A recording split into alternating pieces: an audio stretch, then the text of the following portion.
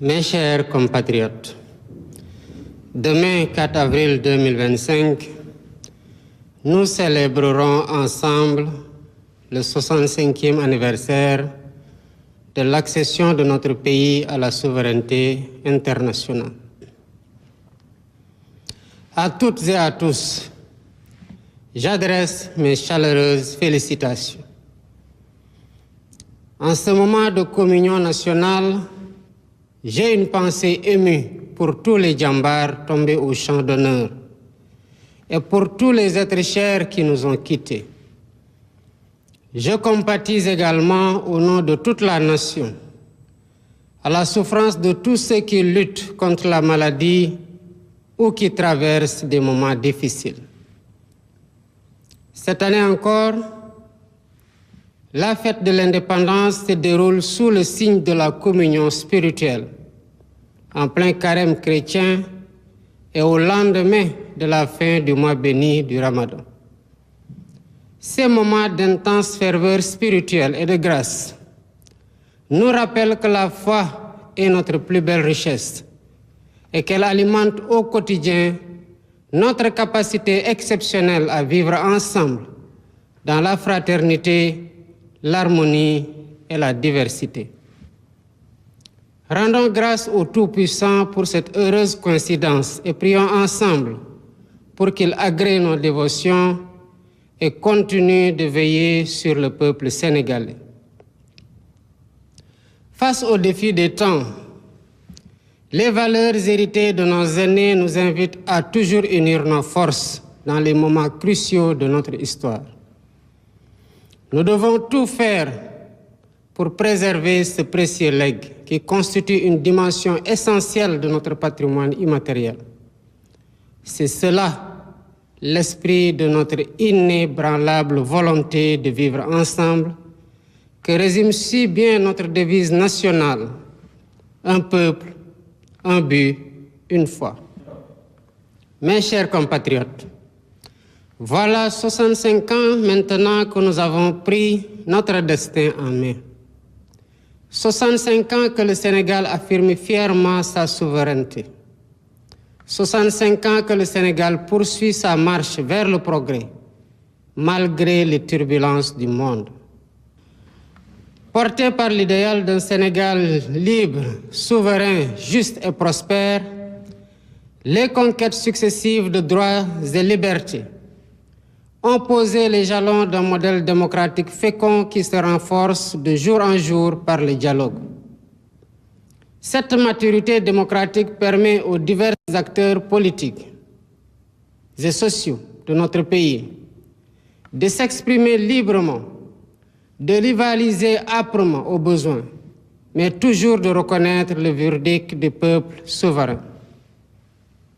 Aujourd'hui, plus que jamais, nous devons tirer parti de cette force motrice pour redresser ce qui doit l'être et donner corps aux aspirations de notre peuple et aux espoirs de notre jeunesse. Mes chers compatriotes, le 4 avril, c'est aussi la fête des forces de défense et de sécurité. C'est l'occasion de rendre un hommage à l'ensemble de nos djambars, piliers de notre nation et remparts ultimes de notre quiétude.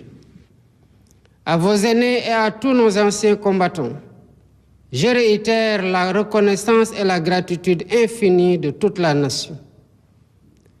Le thème retenu cette année, à savoir vers la souveraineté technologique et industrielle des forces de défense et de sécurité, témoigne de notre ambition collective et du niveau élevé d'exigence que nous nous sommes fixés pour vous accompagner dans votre mission.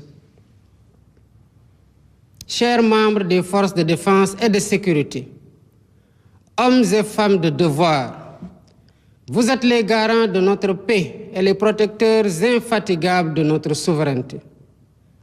Vous incarnez avec honneur et abnégation l'essence même du concept armée-nation. Votre présence quotidienne auprès des populations, votre engagement actif pour la sécurité nationale, la lutte contre les catastrophes naturelles et la préservation de nos ressources stratégiques font du Sénégal une nation armée pour mieux prendre en charge son destin. À cet effet, la modernisation technologique et industrielle des moyens logistiques et matériels de nos forces de défense et de sécurité, essentielle à notre souveraineté et à notre sécurité collective, est inscrite au cœur de nos priorités.